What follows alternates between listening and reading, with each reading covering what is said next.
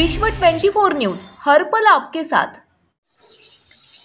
नमस्कार, विश्व 24 न्यूजमध्ये आपले स्वागत आहे। हर पल आपके साथ। उमरगा शहरात वाचनालयाने काढली अनोखी विवेक यात्रा। उमरगा शहरात शीतल चव्हाण व त्यांचे सहकारी मिळून शामराव रघुनाथराव चव्हाण स्मृती वाचनालयाच्या माध्यमातून समाजात वाचन संस्कृती रुजवण्यासाठी व विविध विषयावर प्रबोधन करण्यासाठी गेल्या काही वर्षापासून काम करीत आहेत। ग्रंथतुला, पुस्तक पालखी, ग्रंथदिंडी, पुस्तक वाचणारा गणपती, वाचन टपरी अशा अनेक संकल्पना त्यांनी आजवर राबवल्या आहेत। गेल्या वर्षीपासून दसऱ्याच्या सणाला विद्यार्थी, तरुण, महिला व पुरुषांच्या हातात पुस्तके, लेखण्या व महामानवांच्या विचारांचे फलक देऊन विवेक यात्रा काढण्याची पद्धत त्यांनी सुरू केली आहे। यंदा ही विवेक यात्रा उमरगा शहरातून काढण्यात आली।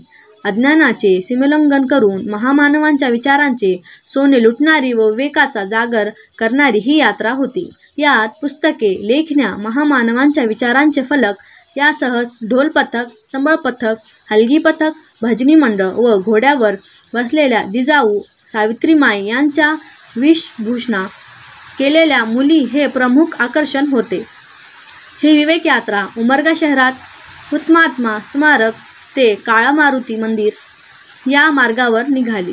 सर्व वयोगटातील महिला व पुरुषांनी यात सहभाग नोंदवला।